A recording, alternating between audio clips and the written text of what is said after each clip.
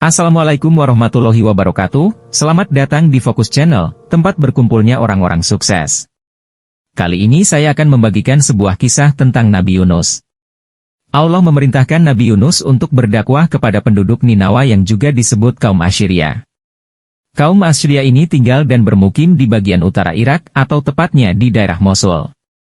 Beliau pun akhirnya melakukan perjalanan panjang dari negeri Syam ke Ninawa. Sesampainya di sana, Nabi Yunus melihat bahwa penduduk Ninawa terjebak dalam perbuatan-perbuatan kafir. Mereka membuat berhala dan menyembahnya sebagai Tuhan.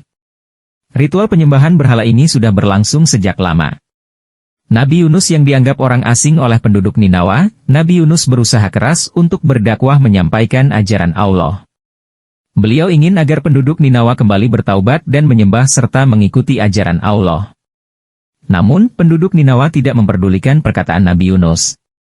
Mereka bahkan mengolok-olok beliau. Mereka juga marah karena menganggap Nabi Yunus menghina agama nenek moyang mereka. Nabi Yunus adalah orang yang syaleh. Sejak sebelum diangkat menjadi nabi dan rasul, beliau memang seorang ahli ibadah yang tekun. Ia termasuk orang yang lurus, namun ada kelemahannya yaitu mudah hilang harapan. Ia telah mengajak kaumnya menyembah Allah dan meninggalkan penyembahan terhadap berhala.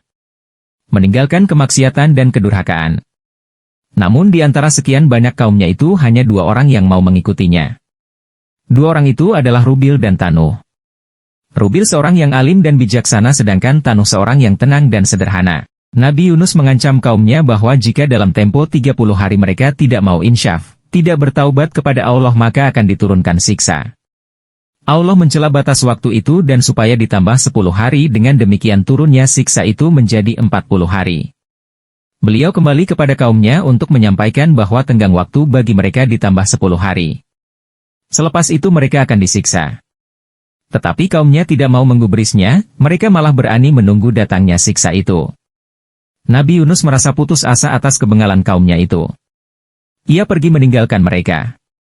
Setelah 40 hari, tiba-tiba muncullah awan gelap di pagi hari, bertambah siang mereka melihat cahaya merah seperti api hendak turun dari langit. Mereka ketakutan, berbondong-bondong mencari Nabi Yunus tetapi tidak ketemu.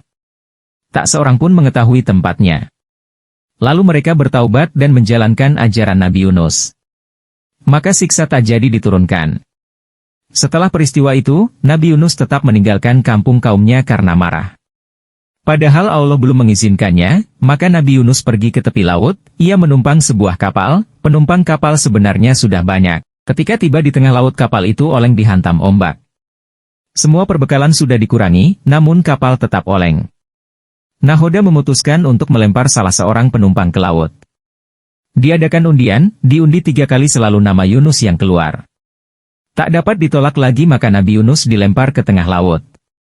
Allah tidak menghendaki Rasulnya mati, seekor ikan paus besar diperintahkan untuk menelan Nabi Yunus. Di dalam perut ikan itulah Nabi Yunus sadar akan kesalahannya karena telah meninggalkan kaumnya. Ia berdoa kepada Allah dan bertaubat kepadanya. Ya Allah, tiada Tuhan selain Engkau. Maha suci Tuhan. Sesungguhnya aku telah menganiaya diriku sendiri. Dan aku termasuk golongan orang yang zalim. Atas kesungguhannya dalam berdoa dan karena rahmat Allah maka Nabi Yunus dikeluarkan dari perut ikan paus. Ia tiba di tepi pantai dalam keadaan sakit dan lemah. Setelah Allah mengembalikan kekuatan dan kesehatannya maka ia segera kembali kepada kaumnya.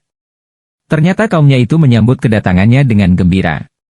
Tak kurang dari 100.000 orang telah diseru Nabi Yunus untuk menyembah Allah, karena kaumnya menurut dan bersedia diajak beribadah kepada Allah. Sekian dulu kisah tentang Nabi Yunus ini, mudah-mudahan bermanfaat dan bisa menambah wawasan, semoga kita selalu mendapat lindungan dari Allah serta selalu mendapat kesuksesan.